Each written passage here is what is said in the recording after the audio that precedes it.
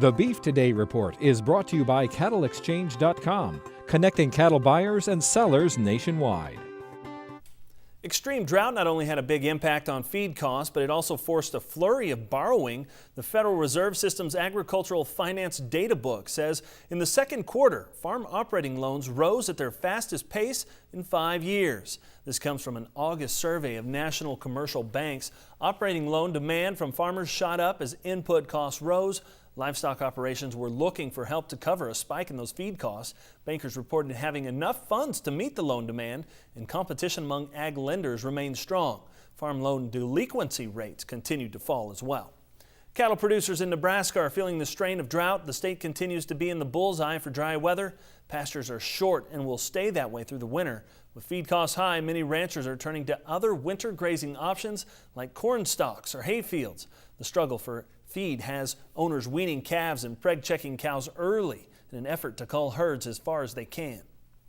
We've got some hard decisions to make going into the winter time after this difficult summer, and we need to have that herd as compact as possible, dealing with these short feed sources and recognizing that our biggest concern is going to be reproductive performance next year.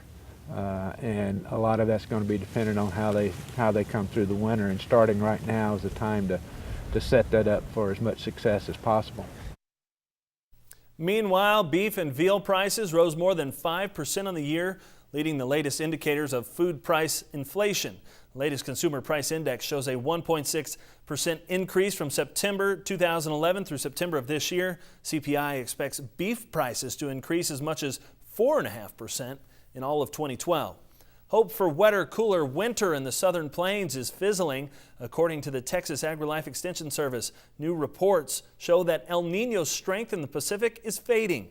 That means it's less likely to be a wet winter there. State climatologists say the odds are beginning to point toward the redevelopment of La Niña again next year.